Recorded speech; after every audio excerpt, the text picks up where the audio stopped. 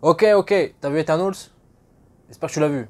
Parce que je vais spoiler les scènes post-crédit et je vais spoiler le film de manière générale. Si tu l'as vu, tant mieux, t'es à la bonne place. Si tu l'as pas vu, va là-bas. Ou si tu ne l'as pas vu et que tu t'en fous, bon bah tu fais ce que tu veux. Écoutez, j'espère que ça va, j'espère que vous allez bien. Aujourd'hui, on va parler des deux scènes post-crédit d'Eternals parce qu'il y a pas mal de choses à dire. Il y a pas mal de choses à dire. Déjà, premièrement, que ce soit la première ou la deuxième, ça faisait longtemps. Ça faisait longtemps qu'un film du MCU se foutait pas de notre gueule du début jusqu'à la fin. Déjà, par rapport à la qualité du film, pour ceux qui ont vu ma critique, vous savez à quel point j'ai adoré le film. Pour ceux qui n'ont pas vu, je vais d'ailleurs aller la voir. Mais voilà, j'ai adoré le film. Et puis aussi au niveau des scènes post-crédit, généralement, dans les films du MCU, surtout pour ceux de la phase 3, il y avait deux scènes post-crédit. La première qui teasait évidemment des trucs pour la suite, et la deuxième qui était beaucoup plus légère et là pour faire sourire entre guillemets. C'était pas forcément le cas pour toutes. Et là, je dois vous avouer que ce soit pour celle de Shang-Chi ou pour celle d'Eternals, franchement, il y a du teasing. Il y a du teasing, il y a de la hype. Pour le coup, après, je dois vous avouer que je préfère quand même les deux scènes post-crédit d'Eternals que Shang-Chi. C'est totalement subjectif. Mais ça faisait longtemps. Ça faisait longtemps qu'on n'avait pas eu des films du MCU qui nous teasaient vraiment quelque chose d'assez hypant pour la suite et assez intriguant en fait. Et je dois vous avouer que j'ai l'impression de revenir il y a 10 ans en arrière, au tout début du MCU, avec les films de la phase 1, où on avait des scènes post-crédit qui étaient là pour teaser des trucs, mais dont on ne savait pas forcément, etc. etc. Et c'est logique de toute manière, puisque là, voilà, on est sur la phase 4, on est sur l'ouverture à de nouvelles choses pour l'avenir du MCU. Et ça, c'est évidemment très très cool. Et du teasing et des trucs pour la suite, il y en a dans ces deux scènes post-crédit. J'aurais tendance à avoir une petite préférence quand même pour la deuxième, concernant le personnage et ce qui a été dit aussi après la sortie du film, etc. etc. Mais j'avoue que la première aussi est assez hypante. On va se baser sur la première. La première, c'est quoi? On retrouve Tena, Druig et Makari à bord du Domo quand ils sont partis voilà, dans la galaxie, à travers la galaxie et l'univers, pour aller trouver d'autres éternels et leur dire la vérité sur leur mission, sur les célestes, etc. etc. Et là, on a Pip le troll qui apparaît, qui est dégueulasse. Il est dégueulasse, visuellement il l'est. Il est laid en termes d'effets spéciaux. Je mentionnais dans ma critique qu'il y avait certains effets spéciaux qui n'étaient pas non plus folichons dans le film. Et je dois vous avouer que Pip le troll, en termes d'effets spéciaux, c'est quand même vraiment dégueulasse. Mais on a Pip le troll qui est là, qui se téléporte, qui arrive dans le Domo, le vaisseau des éternels, et qui présente Eros, Star Fox. On va l'appeler Eros pour le coup parce que j'avais tendance à l'appeler Star Fox, mais on va l'appeler Eros parce qu'il se proclame Eros, donc on va rester sur Eros. Eros arrive, frère de Thanos, mais ça, je vous avoue que c'est pas la chose qui m'a le plus interpellé au départ. Frère de Thanos, ok, très cool, pas de souci. La chose qui m'a le plus interpellé, c'est quoi? Prince de Titan. Prince de Titan. Frérot, t'es allé à Titan? T'es allé sur Titan? Y a pas un chat, frérot. T'es prince de quoi? Donc ça, je vous avoue que ça m'a pas mal intrigué pour le coup, parce que sur Titan, il n'y a plus personne. À moins que, enfin, au premier abord, voilà, j'étais un peu perdu sur le fait qu'il s'auto-proclame prince de Titan, etc., etc., puisque bah, Titan, il n'y a plus personne. Je croyais que tout le monde avait été décimé, etc., etc. Apparemment, non. Est-ce que cela veut dire que Thanos n'était pas un petit peu dans le tort et dans le flou sur ce qu'il croyait, en tout cas sur le destin de sa population, en tout cas sur une partie, parce que Thanos a cru, ou croyait, on va dire, ou nous a dit dans Infinity War que ben justement Titan, sa population, sa race avait été décimée, voilà, que la planète avait subi une annihilation, entre guillemets, à cause des ressources de la planète, et que c'était pour ça qu'il n'y avait plus personne sur Titan, etc., etc. Comment ça se fait que lui il débarque en mode prince de Titan? Alors, est-ce que peut-être Thanos, vu qu'il a été emprisonné ou du moins exilé de par son idée de éliminer la moitié de la population sur Titan, etc., etc., est-ce qu'il n'a pas été exilé et pendant des années, et c'est justement pour ça que ben, pour lui, quand il est revenu sur Titan ou etc., ben, il a trouvé plus personne. Est-ce que c'est peut-être parce que, alors oui, il y a sans doute eu une partie de la population qui a été décimée, qui est morte de manière générale, mais est-ce qu'il n'y a pas une petite partie, on va dire les plus riches, les bourgeois entre guillemets, les hauts placés de Titan, dont faisait partie sans doute Eros, se sont échappés et pour aller habiter sur une autre planète? J'en sais rien. En tout cas, je dois vous avouer que Alors Eros arrive à ce moment-là, il se téléporte, etc. etc.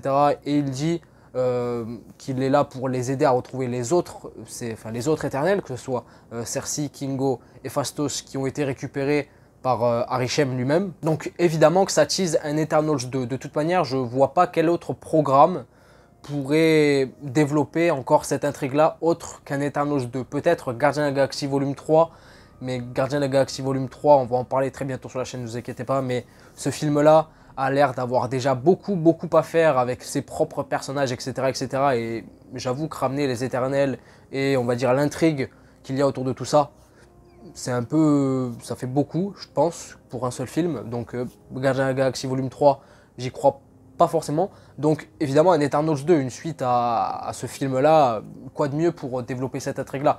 Je dois vous avouer que je suis très chaud. Je suis très chaud, vous savez à quel point, si vous avez vu ma critique encore une fois, j'ai adoré le film, j'ai adoré les personnages, j'ai adoré le concept de la mythologie, tout ce qui a été créé pour ce film-là. J'avoue qu'un Eternals 2, je signe, prenez mon argent tout de suite et allez faire le film directement. Ensuite, concernant Eros, le fait qu'il s'auto-programme prince de Titan, alors que sur Titan il n'y a plus personne, etc., etc., je me répète, mais bon, ça m'a quand même intrigué et je pense que ça vous intrigue aussi un petit peu. Je pense qu'on en saura plus par la suite, du coup, je pense. Très clairement aussi par rapport à Thanos, voilà, je pense que Thanos, on y fera référence encore un petit peu par rapport à Eros, voilà, frère de Thanos, etc., etc. Il y avait des rumeurs avant le film, enfin des mois et des mois avant la sortie de ce film-là, que on aurait une version plus jeune de Thanos dans le film, voilà, en termes de caméo. On l'a pas eu. Est-ce que ce sera pour plus tard, quand on aura sans doute des flashbacks concernant Eros, voilà, voir Thanos jeune, etc., etc. sur Titan. J'avoue que ça m'intéresse beaucoup. Ça m'intéresserait beaucoup. Mais en tout cas, très hypé par cette première scène post-crédit. En plus, avec Harry Styles dans le rôle, voilà, j'avais zappé que c'était un ancien membre des One Direction, tellement ça faisait longtemps. Mais c'est cool, c'est cool. Et il commence à avoir une petite carrière au cinéma, cet acteur-là, Dunkerque, etc. Pas mal. Voilà pour la première, et on va passer à la deuxième directement, celle qui m'intéresse le plus, celle qui me hype le plus. Black Knight, enfin, Dane Whitman, qui ouvre le coffre et voit l'épée d'ébène, l'épée du Black Knight. Je dois vous avouer que je m'attendais à ce qu'on n'ait pas réellement le Black Knight dans ce film, qu'on ait juste l'introduction du Dane Whitman et qui plus est sans doute un petit teasing par la suite par rapport au personnage et par rapport à son histoire pour le coup. On l'a eu avec cette deuxième scène post-crédit et je suis chaud. Moi, je vous l'ai dit dans la vidéo que j'avais sortie avant ma critique et puis je l'ai redit je crois dans la critique ou peut-être pas. En tout cas, je crois que je l'avais dit dans ma vidéo avant la critique d'Eternals où je parle un peu du film, la hype, mes théories, les inspirations, etc., etc. Allez la voir si ça vous intéresse. Mais dans cette vidéo, je vous parlais déjà que je voudrais, oui évidemment, un projet dédié entièrement à ce personnage-là, au Black Knight, parce qu'il y a tellement de choses à dire. Et de plus, avec cette deuxième scène post-crédit, après, je dois vous avouer qu'on n'est qu'au début. On est qu'au début du personnage et je vais directement passer à la deuxième chose, que je voulais aborder par rapport à cette deuxième scène post-crédit, la voix qui parle à la fin. J'ai été surpris quand j'ai vu le film pour la première fois et je me demandais qui ça pouvait être.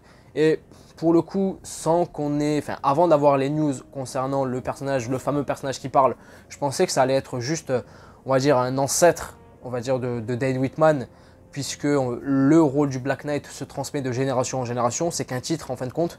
Et je pensais que ça allait être, pourquoi pas, le premier Black Knight de l'histoire à parler. Pour lui, en le tenant garde par rapport à cette épée, l'épée d'ébène qui a un effet assez néfaste à son détenteur, puisque, je vous le rappelle ou je vous l'apprends pour ceux qui ne le savent pas, l'épée d'ébène, c'est l'épée du Black Knight, mais elle a un effet néfaste parce que plus on utilise et plus on tue de personnes avec cette épée, plus on a envie de tuer et plus notre esprit se fait corrompre par cette épée elle-même.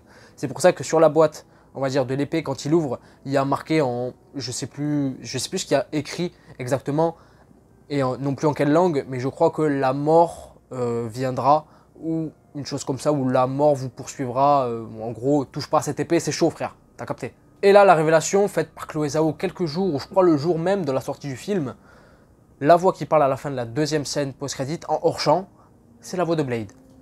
Et là, ma tête elle explosait. Ma tête elle explosait parce qu'à aucun moment j'aurais pensé que c'était ce personnage en fait qui parlait.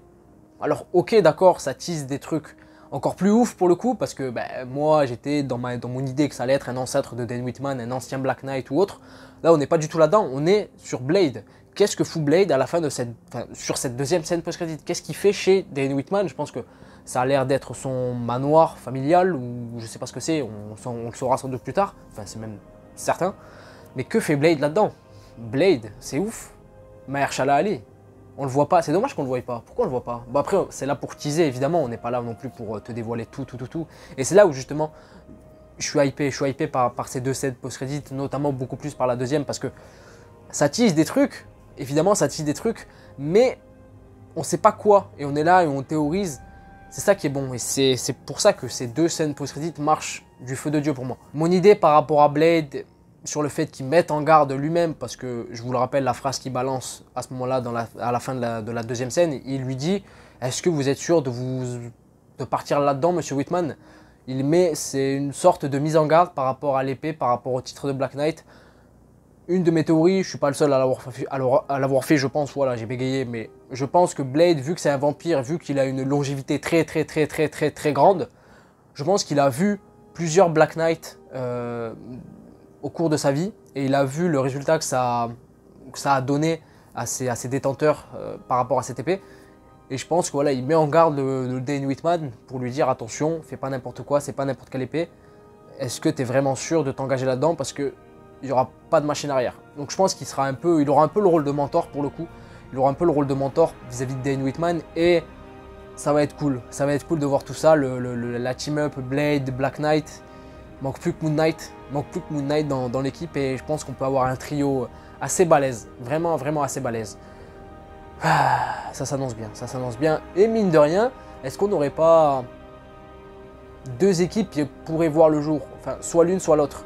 Je parle de l'équipe des Marvel Knights, pour le coup, dans l'MCU. Une équipe composée de Blade, Moon Knight, Black Knight, Punisher sans doute s'il revient, Doctor Strange, pourquoi pas, Daredevil, on sait pas. Ou soit l'équipe des Midnight Suns. Midnight Suns, l'équipe centrée sur voilà, tout l'aspect art mystique, ouais, le côté plus mystique de l'univers Marvel. Je dois vous avouer que ça me hype fortement pour la suite. Dites-moi dans les commentaires quelle est la scène post-crédit que vous avez préférée, quelles sont vos théories par rapport à la première, par rapport à la deuxième. Voilà, faites-moi part de tout ça dans les commentaires. Moi je pense que voilà, je vous ai apporté toutes mes théories, toute mon analyse. Il n'y en a pas beaucoup, enfin il n'y en a pas 50 à faire pour le coup. Voilà, je ne suis pas non plus un expert, mais j'espère que ça vous a plu. N'hésitez pas à me dire en commentaire tout ce que vous voulez. Je ferai un plaisir de lire tout ça.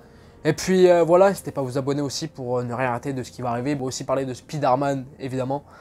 Et puis tout le reste. Voilà, c'était Tino. Je vous dis à la prochaine.